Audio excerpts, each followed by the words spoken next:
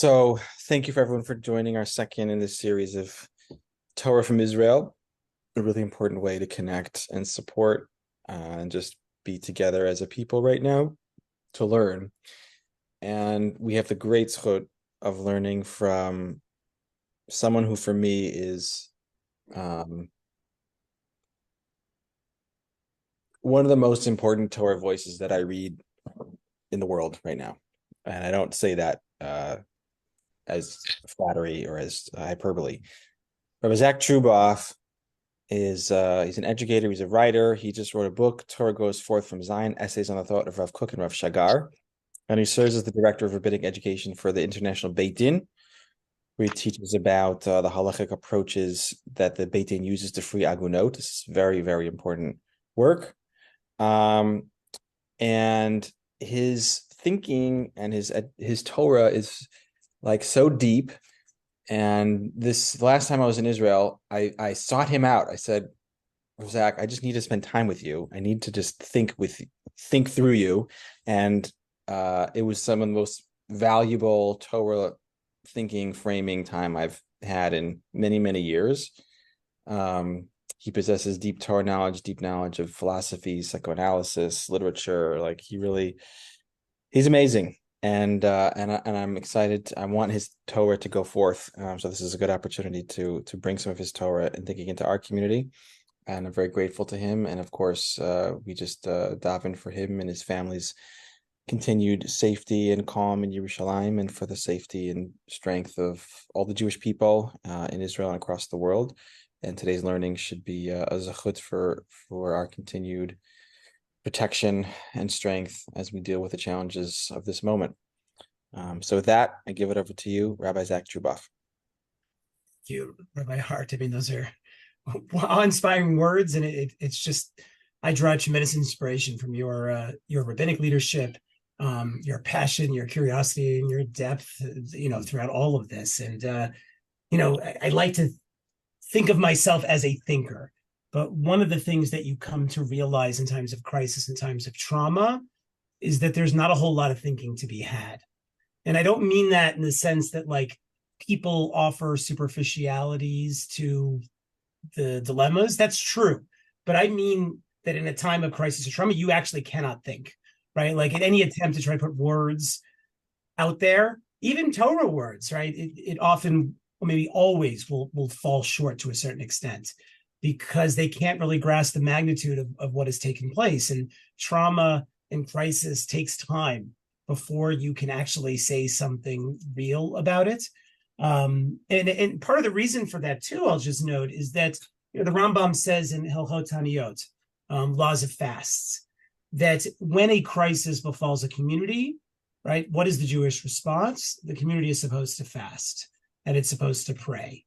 And most importantly, it's supposed to do tshuva, because the Rambam understands that crisis may be the only opportunity we ever get to actually look inside at ourselves and try to change. Doesn't mean we usually do that. I mean, usually, the challenge of crisis is to keep pretending like the stories we've been telling ourselves about the world totally still make sense, right? But the Rambam understands that the challenge of crisis is to actually turn inward. But that process, it can't happen in a day, it can't happen in a week, it can't even happen in a couple of weeks. So I want to just sort of preface that right from the get-go, right? If there is a Jewish response to crisis, and again, it sounds trite, but it is also true, is that we don't think per se, but we do, right? We act. We know what halacha demands of us, or we know what mitzvot are demanded of us, and we do. And I think in a certain sense, that is the salvation that Torah offers us in these moments. And Rabbi Hart, when you went to visit the family, to show solidarity, that have undergone a terrible loss due to a hate crime. Again, I'm sure you thought a lot about it, but again, what guided you there is that you knew that's where you were supposed to be. And so much of what goes on right now is, again, like we may try to think, but it is often about following where we think we're supposed to be and trying to do what we think we're supposed to do. So I guess I offer that as preface, just because, as I said, I'm somebody who tries to think, but I'm also recognizing how much that can fall short at the current moment. And what I would like to share with you guys, with you, um, is a drasha, a drasha by the Piasetzne Rebbe, the Rebbe of the Warsaw Ghetto, which I found myself turning to over the last 2 weeks to try to make sense of where we are at right now. And for me too, part of my motivation for turning to this drasha and also trying to think to do in this time is that my family had a bar mitzvah this past Shabbat. It was my second son's bar mitzvah. It was under profoundly complicated circumstances. Uh, Most of our family and friends could not be there. And that was particularly hard for us because my oldest son's bar mitzvah was during the first month of COVID, during the first COVID lockdown here in Israel. So even less of our friends and family were able to be there for that. That first bar mitzvah was 15 of us outside. This bar mitzvah was a little bit more, but from the outbreak of the war, every day I was, asking myself, like, can we do this? And like, we have to do this. My son, whose bar mitzvah was this past week, he was somebody who during COVID probably it hit him the hardest. And I was deeply concerned that, trauma, tragedy, suffering tends to take so much away from us. And I didn't want to let this be taken away from him. And so I found myself turning to Torah again to sort of with that in my mind and trying to again make sense of the moment that we're in right now. Now, part of the reason I turned to the Piasetzne Rebbe is not necessarily because I think our moment is like the Holocaust, though there are certainly emotional resonances that are similar between the Holocaust and now, but they're obviously not the same historically, and I want to stress that from the from the get-go. But what I have always appreciated about the Piasetzne Rebbe, right? So the Piasetzne Rebbe, fairly important Hasidic Rebbe in Warsaw from before World War II. He's called Piasetzne. That's the town he's originally from. It's a little bit outside of Warsaw. He's an important leader. And when the Nazis invade Poland in 1939, right, they formed the ghetto in Warsaw very soon afterwards. The Rebbe becomes a spiritual leader in the ghetto, primarily to his Hasidim, but to other Jews there as well. And he tries to maintain some sort of semblance of religious life. Because that's what a Jew is supposed to do, even under the most trying of circumstances. And part of that entails him giving drashot every week to his Hasidim. The notes of those drashot are collected and basically buried. They're buried in milk cans under the ground in the ghetto, along with other writings that were put together by Jews during those years of the ghetto as a way of documenting sort of what Jews were actually doing during that time, how their lives still had meaning and purpose and creativity and culture in a sense. And his drashot from those years in the ghetto were only discovered afterwards and then later printed. But what I most appreciate about the Piasetzne Rebbe is that, again, he is going through the unimaginable, right? And for me, at least living in Israel the last 2 weeks, certainly the 2 weeks ago, there was a lot of the unimaginable taking place, just things that you can't grasp, right? Things that you see the words on the news and they just don't make sense to you because they're so far outside of the frame of the way of your everyday experience of the world. That was that week for me. Now things are sort of somewhat kind of maybe back to a little bit of a sense of normalcy, but that was the continual experience in the Warsaw Ghetto. And what happens in times of crisis and trauma and tragedy and suffering, and I know this firsthand as a rabbi, is that when most rabbis get up there to speak on Shabbat, right, most of what they offer is what we call in Hebrew sismaot, right, which means slogans, right? They offer sort of the standard lines that people expect to make them feel better, to provide inspiration, right? So there's a lot of slogans, a lot of superficiality, because that's often all you have to offer at a time of crisis.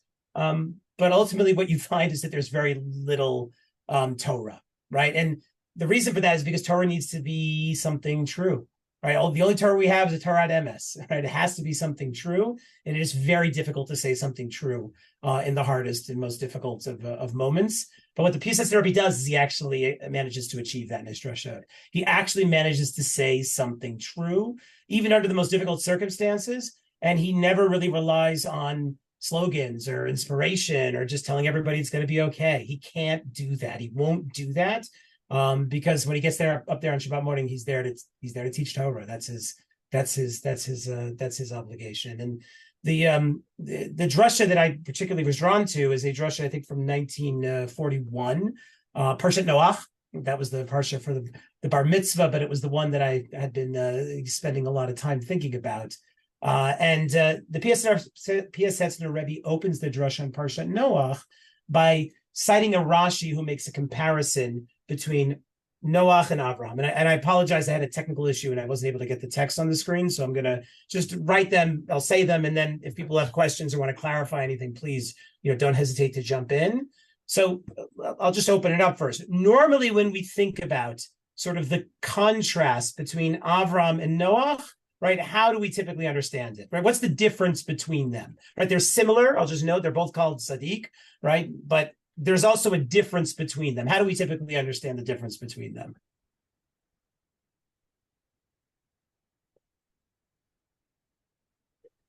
Well, in Rashi's commentary, I don't know if he was speaking for himself, I don't recall, or quoting someone else, that if Rashi had lived in the times of Abraham, he would have been shum klum, nothing, gornished. Right. So that's what we learn when we're kids. Exactly that point. Sadiq tamim hayah, right? Right. That he was righteous, he was whole in his generation. But if he had lived in Abraham's generation, he wouldn't have been considered so righteous. And usually the example that's brought, even though that's citing Rashi, citing the Gemara, if I remember correctly, but usually the way we're taught to understand that difference is that when God tells Abraham he's going to destroy the cities of Sodom and Amorah, how does Abraham respond? Right? Abraham responds not by saying, wow, God, I'm so glad you're going after those wicked people. We should get rid of them so that my descendants will be able to inherit the land, that we won't have to have those wicked people here, right? That would be the natural response we would expect from Abraham, right? This is a good thing. Instead, Abraham argues that if there are righteous people in the city, you should save everybody. He's not even just concerned about the righteous. He's actually concerned about the wicked as well, ironically. That's how radical Abraham is in that moment. And he argues with God, right? He fights with God to try to save not just the righteous, but the wicked too. When we look at Noach, of course, when God tells Noach he's going to destroy the world because it's wicked, how does Noach respond? Right? With silence, right? There's no argument. There's no debate. There's no nothing, right? It's just, okay, God, gotcha. Right. So that difference is obviously very striking to us. Anybody who reads the Parshiot back to back, very much picks up on that. Rachel, I see you had a question.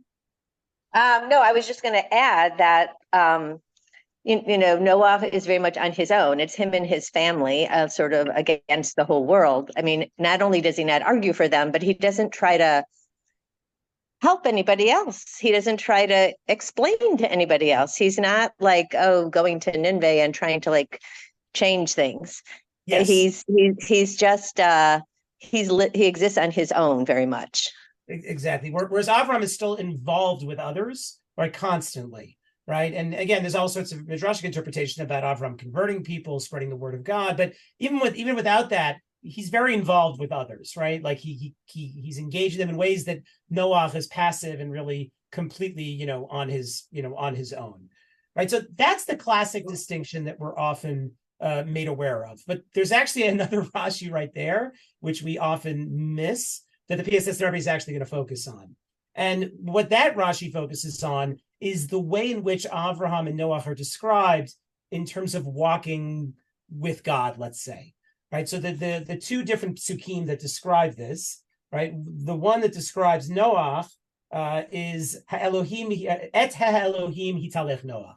Right, that sort of Noach follows after God, where later on, when Avraham is being described about him, it says Asher hitalachti lefanav, right? That Avraham actually walks in front of God, right? That's the distinction here. And here's how Rashi understands what the difference between those two positions means.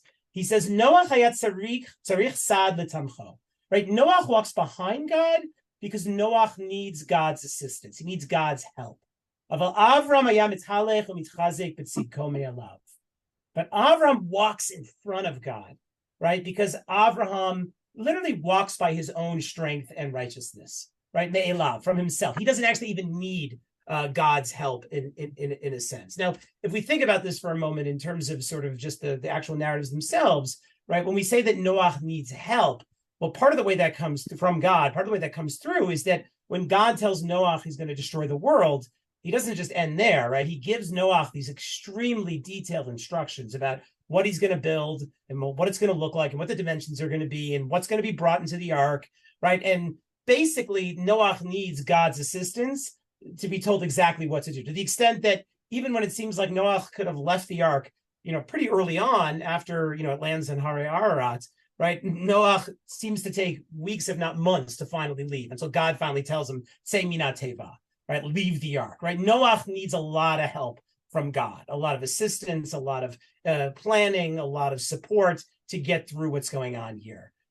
What's different about Avraham is throughout the whole narrative of Lech Lecha Vayera, Avraham really seems to be on his own, right? Just to sort of play up the parallel here, when God tells Avraham he's going to leave, his homeland, his father's house, everything that he's known behind, God doesn't even tell Avraham where he's going to go. He says, El Aretz Asher Eka, right? Like that's as much information as Avraham gets, right? Avraham's basically got to just go wandering and be completely on his own, right? How more on your own could you be than to be told to go and not know where you're actually supposed to go, right? And to a certain extent, that captures Avraham's greatness, is that even when Avram has no idea what he's supposed to do, how he's supposed to do, how he's going to get through things. I'm listening to a podcast, so I don't mean to be...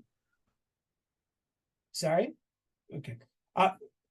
Avraham, again, like even without the instructions, even without the support, Avraham continues to find a way to keep moving forward no matter what. And as we know, throughout Avraham's life, there are all these profound moments in which there's so much uncertainty, moments in which we would all ask ourselves, how are we going to get through this, right? Famine, your wife being kidnapped, God telling you to, sacrifice your son, your nephew being kidnapped, right? Fighting against larger armies, right? These things all seem impossible. Yet in each stage, Avraham just does it. And again, oftentimes without God telling him what to do. There's something about Avraham that enables him to kind of walk on his own, right? Even when it seems like impossible to do so. I'll use an example here. One of my favorite quotes from Wittgenstein. Wittgenstein, famous German-British philosopher of language, maybe the most important philosopher of the 20th century. So Wittgenstein says that an authentic religious thinker is like a tightrope walker. That when you look from a distance, it looks like they're walking on air, right? To a certain extent, to be an authentic religious thinker, it looks like you're doing something impossible, right? To truly believe, because we live in a world where true belief often kind of seems impossible, and to not only have belief, but to find the strength to move forward when it seems impossible is in itself like nothing less than, a miracle, right? That's what the way Avraham essentially lives his life. And as we probably are all familiar with, right? There's the famous midrash that describes Avraham, right? Avraham ha'ivri. What is it that makes Avraham ha'ivri, right? According to the midrash, right? Well, he comes from the other side of the rivers, right? The Aram Naharaim, right? Mesopotamia has the two famous rivers. But the way the midrash understands it is that it's as if the entire world was on one side of the river and as if Avraham was on the other side of the river all by himself, right? That Avraham on his own finds a way to, so to speak, stand against the world, right? And if you're going to stand against the world, that requires you to do something impossible. Because when everybody's going this way, I mean, you probably all know this, right? If you're in a situation with a large group, everybody's doing one thing, for you to do the opposite feels like impossible, right? It just feels like it can't be done, right? And to do that requires, again, courage, strength, right? It requires intestinal fortitude. It requires you, as Rashi said, to be able to basically draw strength solely from yourself, right? Because you can't draw from anything around you, because everything around you is telling you to do the opposite. Now, the Piasetzne Rebbe is very drawn to this sort of characteristic of Avraham that he sort of can. If you're familiar with Baron Munchausen, right? He's the man who pulled himself up by his own britches, is the in the book. Right, this idea being that somehow, which you can't do obviously physically, it's like from a physics perspective, that's not possible. But Avram is the person who basically can pull himself up on his own entirely. Right, he can do the impossible. He can walk on his own. Now, the reason this idea is so important to Piasetzne Rebbe is because, again, of the circumstances that he is in. Right, when you're in a moment where there is tragedy, where there is suffering, where there is trauma, right? To be able to continue life in any kind of way feels like it is something impossible. It just feels like it can't happen. Like how can the people in the Yeshuvim by Aza like go back there after everything that happened, right? Like it just doesn't seem like it can be done, right? Like right now, many of them are at hotels and they're down by En Gedi or they're all over the place. Like how are they supposed to go back when such a horrific tragedy and trauma has taken place? It just doesn't seem like something you can do. But that's exactly the kind of circumstance that the Piasetzne Rebbe was called to address in the ghetto, right? Under situations, under circumstances of impossibility where religious life seemingly can't happen, your loved ones are dying, you're suffering, you're starving. Like, what are we even supposed to be doing here? Yet somehow, again, as Jews, we have to find a way. So this particular drasha, the Piasetzne Rebbe wants to sort of understand what does it mean to truly be a Jew, somebody who calls Avram Avinu, right? I'll just note, Noach's actually our father too, right? Noach, we're all descended from Noach, right, as Jews. We don't call Noach Avinu. We only call Avram Avinu, which in a sense means if we're talking about looking at these two, there's only one who we truly see as the model that we are trying to be like, right? And if we're going to be, B'nai Avraham, so to speak, right, then we have to learn this particular attribute of what does it mean to continue in the face of the impossible? What does it mean for the whole world to be on one side and you to suddenly find yourself on the other? And do you want to just run to be with everybody else? Or can you somehow find the impossible strength to stay where you are? So for the Piasetzne Rebbe, this unique ability of Avraham is derived from probably the Jewish people's greatest attribute, but the greatest attribute that is also the source of the Jewish people's greatest failures. And what the Piasetzne Rebbe attributes it to is the concept of Am Kshei Oref, right? That we are a stiff-necked people. Now, for the Piasetzne Rebbe, right, he really hones in on this idea of what does it mean to be Am Kshei Oref through a conversation that God and Moshe have after the golden calf, right? If you're familiar with the story, Egel Zahav, right, Moshe comes down from the mountain, he sees the people worshiping it, he smashes the tablets, destroys the idol, rallies the Leviim and others, and they go kill a bunch of idol worshipers. Now, in the lead up to this, when God tells Moshe this is happening, God wants to destroy the people, right? They're sinners, they betrayed the covenant, right? We're going to destroy them, we're going to start again with Moshe. Moshe convinces God not to destroy the people, but God still has a caveat, right? God doesn't forgive them completely. God tells Moshe, basically, the plan was I was going to dwell in the Mishkan. I was going to dwell amongst the people. I was going to be with them throughout all the journeys in the desert. After all that they've done now, I can't be with them. I'm going to send an angel instead. And God says, I can't be with them because they're Am Kshei Oref. They're a stiff-necked people. I just can't do it. Now, it's striking what the Piasetzne Rebbe notes here is that Moshe, again, wants to defend the people. Moshe is basically going to beg God, don't send an angel. We need you, God, to be amongst us. But the question is, what's Moshe's argument going to be here? Anybody remember this? I didn't even catch this until I was reading the Piasetzne Rebbe. What's Moshe's argument why God shouldn't send an angel? Right? Anybody remember? If you don't, it's fine. Is it what will the Goyim say? So that's what he says on Har Sinai when God first tells him about Chet Egel. So what's fascinating is what Moshe says to God is, God, you got to go with them. You can't send an angel because they're Am Kshei Oref. They're a stiff-necked people. And this doesn't make sense, the Piasetzne Rebbe notes, right? Why can the cause of their sin, right, also be the reason that God should forgive them and go with them, right? So what the Piasetzne Rebbe goes on to argue is that being stiff-necked is a profound attribute. But I think, as we all know, if you spend time with Jews and recognize that they're stiff-necked, right, it can be the best thing about us and the worst thing about us, right? So here's how I'll read you the Hebrew and I'll translate how the Piasetzne Rebbe understands what it means to be a stiff-necked people. He says, "Aval inyan kshei oref hiachat ha'ma'alot hachi tovot." Right, being stiff-necked is actually one of the greatest attributes a person can have, and this is significant because normally when we look at Chumash, we see the Jewish people called stiff-necked by God, by Moshe. It's almost always like a negative thing, right? We rarely conceive it as a good thing. But the Piasetzne Rebbe is trying to argue, no. That's why Moshe invoked it, to defend the Jewish people, because there is something profound about being stiff-necked, something that's incredibly important. He continues, he says, Ki mi she'eno kshei oref hafachfach v'kalhu. If you're not kshe oref, you are hafachfach, which basically means like you flip all the time, right? You're never on the same position for very long, right? And you're called, you're light, you're a pushover, right? You don't actually have committed beliefs, enduring beliefs, and you stick to them. Instead, you sort of kind of go with whatever people around you are thinking, or you kind of go with whatever in right now. Or if somebody applies enough pressure, they're going to be able to get you to change how you think. Pam kachu. One day you think this, the next day you think that. Ein yocholim lihigamerimon. With a person who's not stiff-necked, you can't actually come to a real agreement with them about things. Because if you try to come to an agreement, there's no confidence that you can have that they're actually going to stick with it, right? Like, because again, they agree today, but who knows what tomorrow is going to bring. Right now, the person who's not stiff-necked may act as if they want to worship God, serve God, they want to be a good Jew, but you don't really know what tomorrow is going to bring. Tomorrow they could be like, I'm tired, I'm bored, I've got a cold, whatever it is, right? Like they can totally change their mind.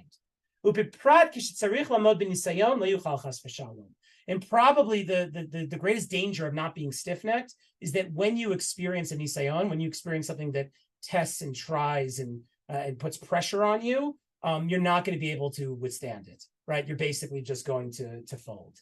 He says, Masha ein kenek she'oref, but the one who is stiff-necked is different. Ish yashar, right? They are straight. Kishemidabrim imo upoalim bo she'achlit b'datz lavodat Hashem az betuchim bo shekein yaseh. Right? A person who is stiff-necked, like they say what they're going to do, right? They're not giving you double talk, right? They're going to do it and they're going to stick to it. You can like trust them, right? You can count on them, right? No matter what, because they have commitments and they hold to them. And the stiffer your neck, the more you're going to be able to withstand tests and trying times. If you come to those experiences, and we all do, obviously, right? But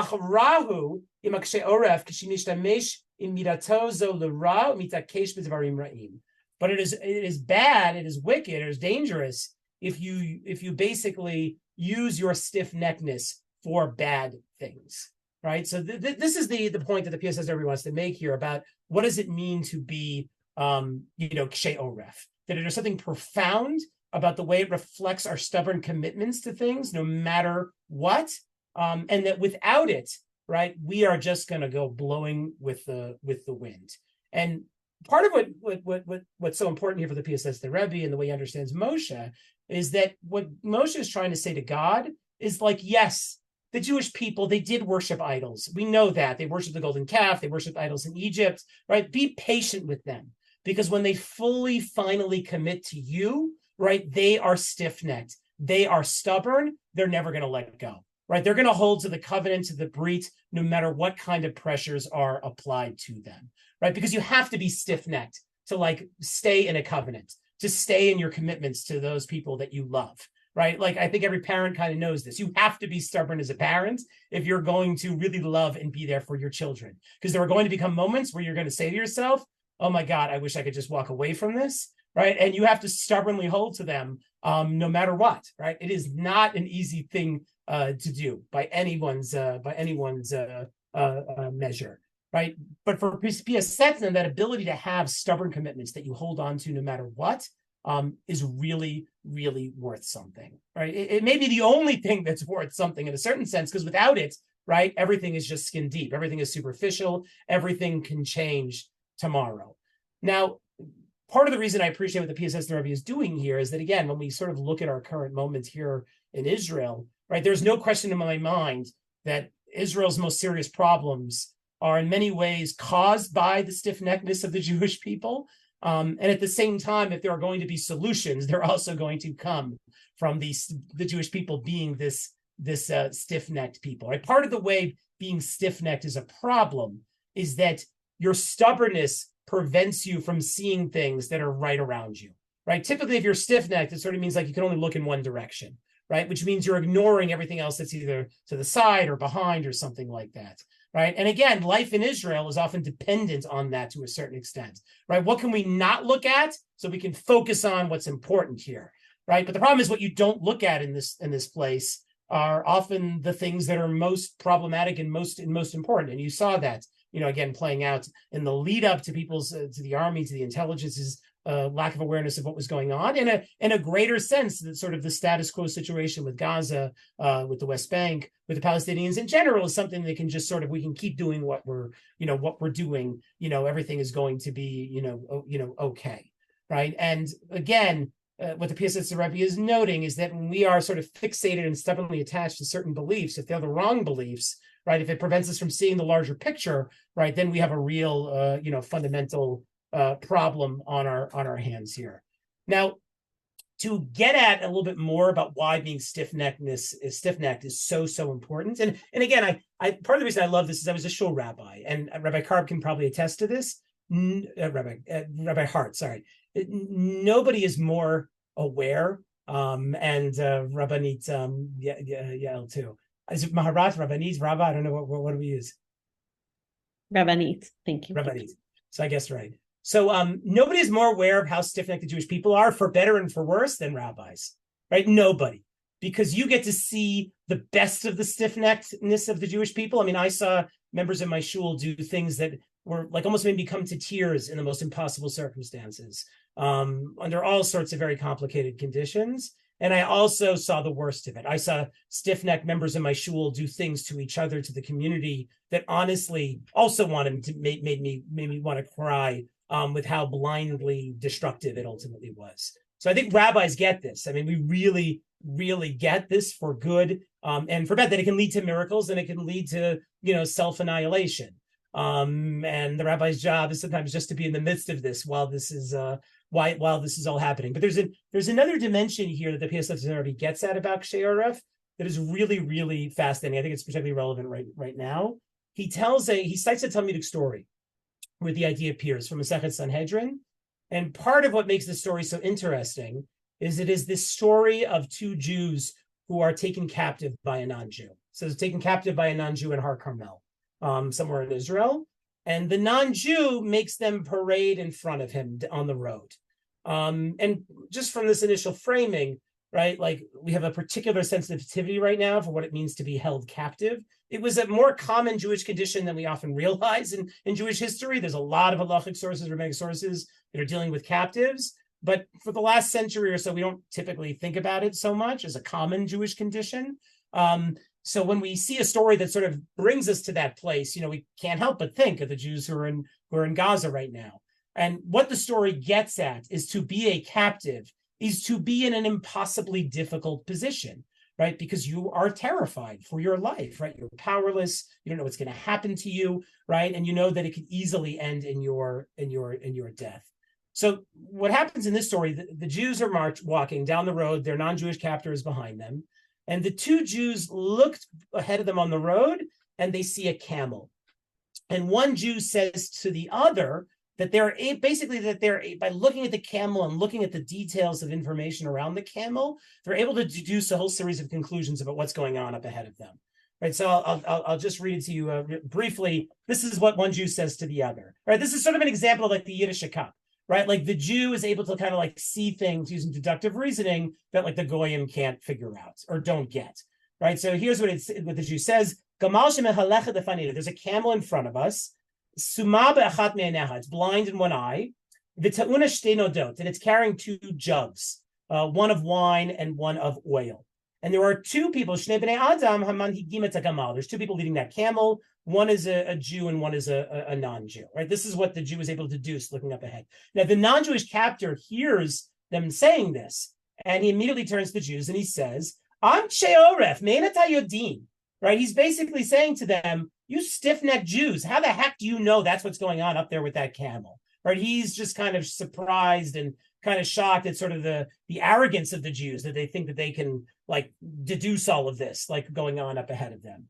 And so the Jew then turns to the non-Jew and says, well, you know what? Here's how we know this. And he goes on to describe how they know this, that the camel's blind in one eye because they see that the camel's only eating food on one side. It only, like when it eats, it only goes towards like one side where the grass is. And the reason they know that it's carrying two jugs, one of wine and one of oil, is that the wine, when it drips out, it drips into the ground. It like soaks up in the ground. Whereas the oil, when it drips out, it just kind of lands on the top and stops there because oil won't sink in. And the fact that they know that there's two Jews a Jew and a non-Jew leading that camel up in front is because they look ahead and they see that when one of the people leading the camel goes to the bathroom, it does it like in the middle of the road, right? He just urinates in the middle of the road. That must be a non-Jew. Non-Jews aren't particularly modest about how they go to the bathroom, the Gemara says, where the other person is going off the road to sort of like, go in the bushes. That must be a Jew because they're going to do it modestly. And when the non-Jew hears all of these deductions, right, the non-Jew is just amazed because he realizes that these Jews who he's held captive are actually able to figure this whole thing out.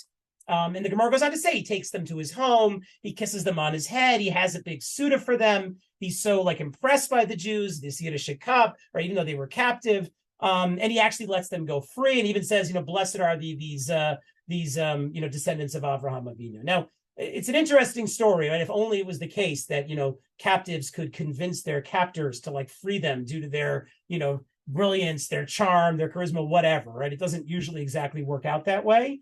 But in this story, that's what happens. But for the Piasetzne Rebbe, what's important is the fact that the non-Jew describes the Jews here as kshei oref, right? As stubborn. And it's a strange example. In what way are the Jews being stiff-necked, stubborn here when they make these series of deductions? And here's what the Piasetzne Rebbe sort of gets at.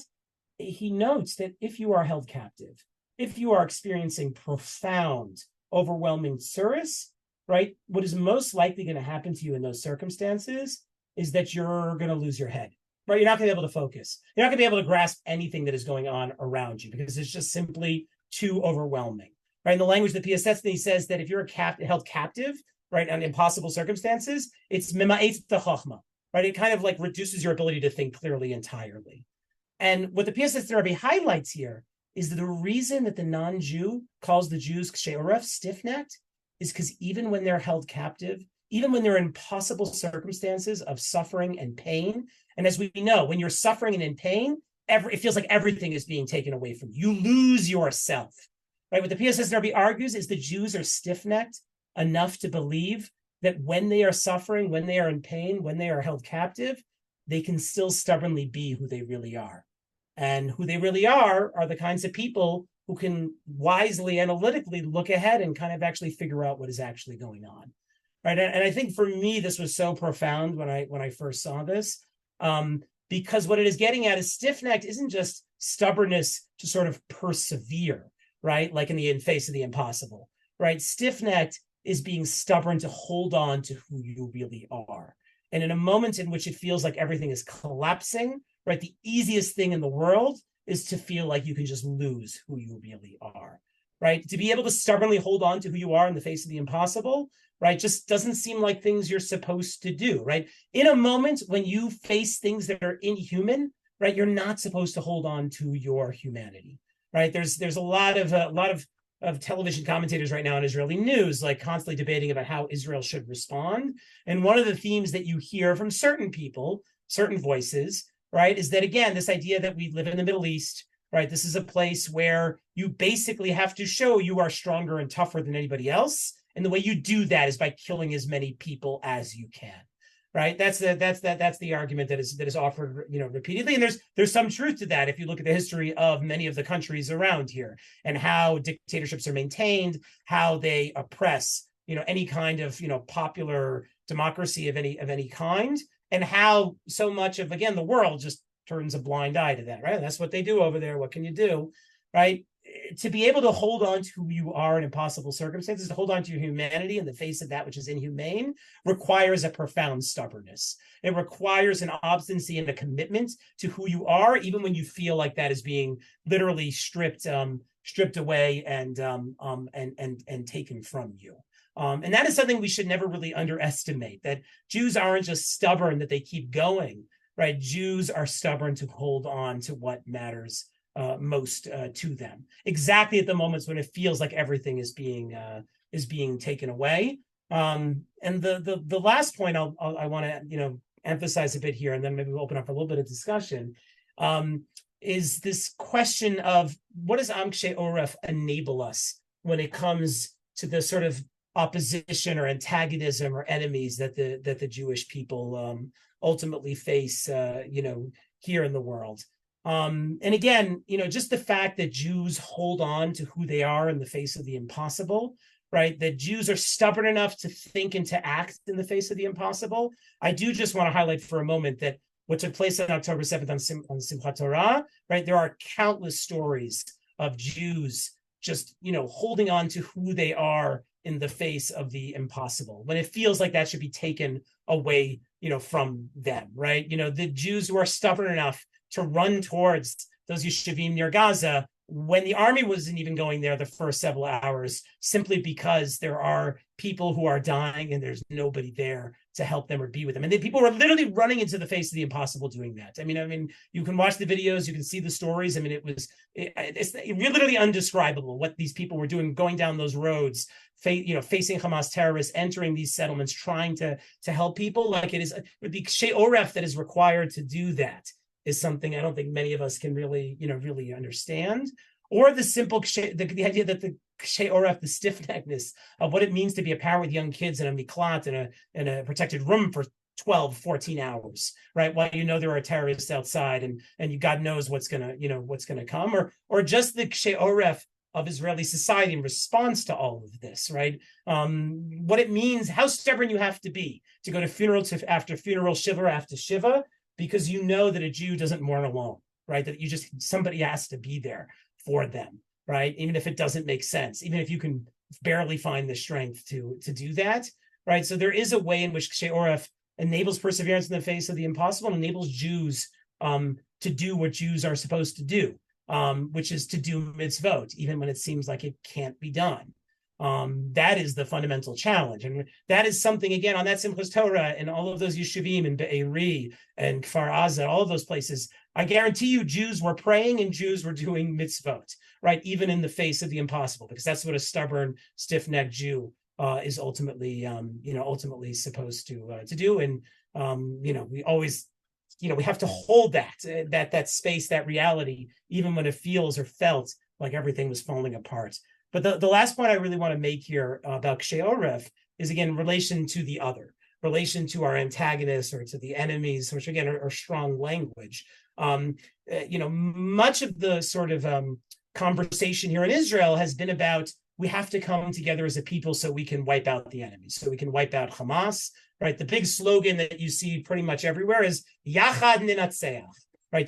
Together we will, achieve victory, essentially. And again, the assumption there is that if you're going to achieve victory, you're going to do it on the battlefield, and you're going to do it by wiping out the enemy, right? And for a lot of people, again, a lot of the Israeli mentality, being a stiff-necked Jew, is about being tougher and stronger than everybody else around, right? And we're going to be tougher and stronger so that they're going to be afraid of us, right? And that's what it means to be an Am Shiur. That was what it means, like it says about Abraham, to sort of walk by his own strength. We're going to be tougher. We're going to be stronger than everybody else. And if we have to be on this side of the river and everybody else on the other side, it's because, again, we're tougher and stronger than everybody else, and we're going to defeat them. We're going to, wipe them out. Right? That's the kind of language, the discourse that you hear here. But again, I think we have to know by Avraham. Avraham was not the strongest, toughest guy in the Middle East. I mean, I think that should be. He knew how to fight, but clearly, his life was at risk at many points. And when we think about quote unquote victory, so to speak, I think there is victory of a different kind by virtue of the fact that Jews are called Am HaNetzach, right? The eternal people. And the idea that we are an eternal people is very much a reflection of our shiur, of our stubbornness, of our stubborn commitments to who we are and our perseverance in the face of the impossible, right? Because to be a stiff-necked nation does not mean you defeat your opponents on the battlefield, right? It actually doesn't work that way at all, right? All the nations that oppressed us, the great ones, right? Egypt, right? The Babylonians, right? The Romans. We didn't really defeat any of them on the battlefield, right? We defeated them by virtue of, it wasn't Yachad Ninatzeach. We all rallied together and overcame them, right? We defeated them to a large extent by virtue of still being here, right? And what I think sometimes gets lost, especially in our current moment, but I think the Piasetzne Rebbe understood, is that shiur isn't about defeating the other. It isn't about being strong enough where you can destroy your enemies. It's about being stubborn enough that you're going to be here tomorrow and the day after and the day after. that you are fighting not to defeat your enemies, but that you are fighting to live, right? And that stubbornness to still be here, even when everybody else says the Jews should have been long gone by now, right? It is that stubbornness that enables us to overcome our enemies, right? It is that stubbornness that enables us to, again, be, Am HaNetzach, however we want to ultimately understand that to mean. Nobody understood probably better than the Piasetzne Rebbe that being Am Sheoref doesn't always mean being the strongest, right? Because he understood that what the Jews represented in the Warsaw Ghetto was Am Sheoref, right? And their ability to maintain some kind of religious, spiritual life.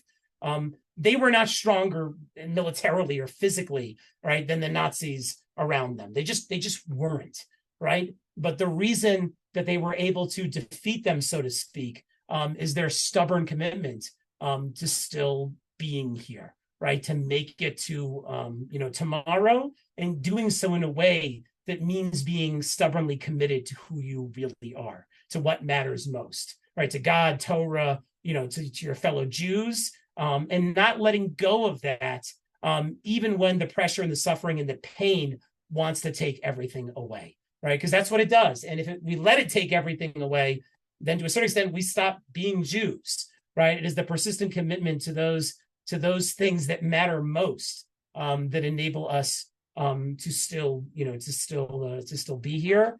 I guess I'll just, again, conclude with what Rashi says, right? Kafisha Rashi's beer. Noach hayat tzarich sad l'tomcho, that Noach required God's help.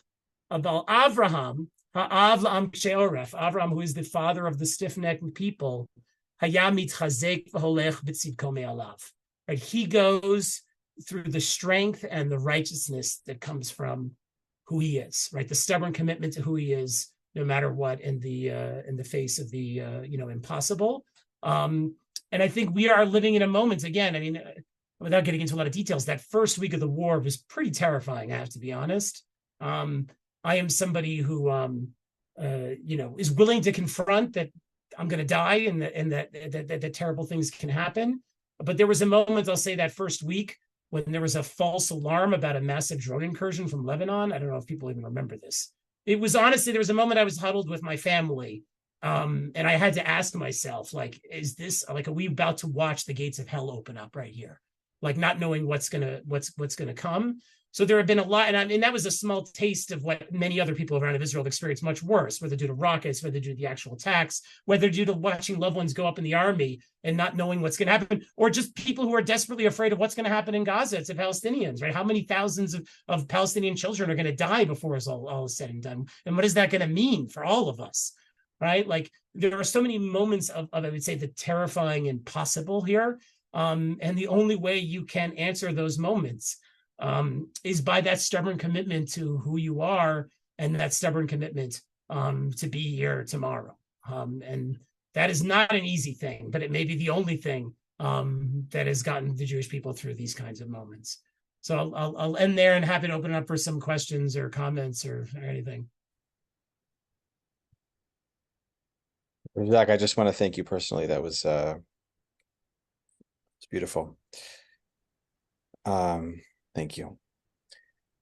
I have to go. I'm actually going off to Evanston High School to talk with Jewish high school students who are feeling afraid. And so I'm gonna sign off. But if I know you have a hard stop, Zach, but if people have a minute or two to stick on, that's great. But I do just want to say thank you and Yasher Koach, and thank you for this really important Torah right now, and for everything just you're doing. And we're with you. We love you. We stand with you. And we'll keep our necks stiff. Look, in a certain sense, Ari, like, the most important things we can do in a sense is like go to shul to daven, right? Like, give tzedakah, be there when people like are opening their arms and saying, I need help. And hearing that call, that like there are moments, like I'm sure you heard when the young child was killed, like where you just feel that compulsion, like that call that you have to be there, and just like being stick-necked and stubborn enough to just like to go, right? Like, and I think this isn't a moment about deep thoughts to a large extent.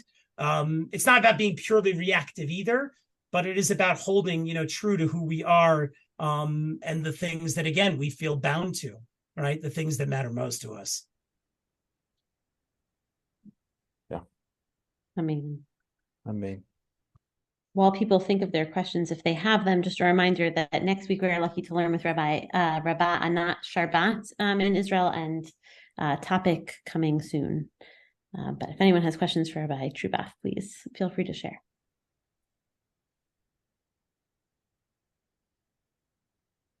I don't have a question, but I do have a comment. It reminds me of what, I guess it's also a Rashi on, like, in Egypt, that the Jews kept their names, like whatever the things were that they did. And I think that's kind of pointing to the same thing, is that in the end, and being like, it is almost like the whole world makes us stand alone. It isn't just that this is our identity and that we're choosing this in this minute. It's also that being in spaces with non-Jews feels not safe, and does make us like very aware of our identity in these moments. Right, but I want to point out, I mean, Jews pretty much throughout their entire history, and certainly modernity, always have that option of taking off that kippah, taking off that Jewish star, and saying, like, I'm not going to be a Jew anymore. Like, it's not worth it, right? So, yes, the non-Jewish identity sometimes like helps us be more self-aware of like who we are, but it still requires a stiff-neckedness to to commit to it. Look, I forgot to mention that Piasetzne Rebbe also makes this point where he says the Jews are actually greater than the angels, because when the angels come to this world, they can't go right back up to heaven afterwards. Because once they're in this world, the world impacts them, it changes them, it puts, influences them, and they have to sort of spiritually prepare themselves and cleanse themselves before they can go back up to heaven to serve God. And as Rebbe points out, but by the Jews, that's not the case. We're in this world exerts tremendous pressures on us, and yet we're still able to serve God, right? And he actually notes that this is a midrash in the Zohar, right? That just as God is Ani Hashem lo shaniti, that God is unchanging, to a certain extent, that's what makes God eternal. That's what makes God God, right? That God doesn't change. And if the Jewish people are to reflect or represent God in the world, it is that, in a certain sense, we don't change either, that we're still here, that we still remain committed to those fundamental things that make us who we are in the face of unbelievable opposition and pressure, when it just seems like impossible. And that's not even something angels can do, in a sense, right? Like, that's something that only maybe Jews in this world know how to do, to hold on to Judaism, to hold on to Jewishness. Again, when it just seems impossible, and to just stay where you are, even when the whole world says, go away or get on our side of the line, like, we just stand still. And there's something very, profound about that. Beautiful. Yeah. I mean, sometimes it's tough that Jews just stand still. I don't want to be obvious, I'm not trying to romanticize all of this, right? There is this downside to shiur, but we have to kind of hold both at the same time. And I desperately pray that this crisis will be an impetus for Israel and the Jewish people to do tshuva on a variety of levels. And not so much because, we're sinners and we have to change per se, like this, we've caused this, but more so that crisis, like I said, maybe the only opportunity we really have to change. And being stiff-necked means oftentimes you need a much bigger crisis to be able to open yourself up to the possibility that maybe you have to think about things differently. And I do hope that we can, that's the beauty of the Jews. We stay committed even when we hit those moments that forces us to rethink everything, right? But in rethinking everything, we don't just break from what came before. We find ways to reinterpret it. We find ways to hold on to it even as it changes, but still can be the same in a sense, right? So that's the real challenge ahead of us, right? Everybody keeps talking here, so everything's going to be different. Everything's going to change after this. That can be good and bad, to be honest. I think the real challenge is holding on to who we are, but recognizing that how we understand who we are and the world around us may have to change. If I could add, I found this very moving. Thank you very much. Because I think day by day, we're finding that we are standing increasingly alone in the world. We are a people who stand alone. And I think what you said is really very motivating to keep us strong. And I found it very moving. Thank you very much. Thank you. And what I appreciate about this too is it's not about them. It's not about the enemy, the bad people, the people who are oppressing us. We're shiur independent of them, right? We're going to be stubborn, sticking who we are. It's just when they start putting pressure, then we become aware of how stubborn we have to be, right? But it really isn't about them. It's about us. It's about our commitments, right? Their pressure just forces us to be more conscious of them. And I think that's also important because, again, if it's about an antagonism that we have to eliminate, right? Like we have to, get rid of all those people who don't get Israel properly and all those evil anti-Semites. That's not the point, right? Jews are still here because we defeated all the anti-Semites, because we convinced all the anti-Semites they shouldn't be anti-Semites, right? We're still here because we just remain committed to who we are no matter what. Thank you. Thank you so much, Rabbi Truboff. I know you have to go as well. So thank you. And we look forward to connecting again in better times. Yeah, absolutely. Thank you, everyone. As we say, B'sorot Tovot, and keep being stiff-necked and stubborn, committed to what matters most right now. Amen.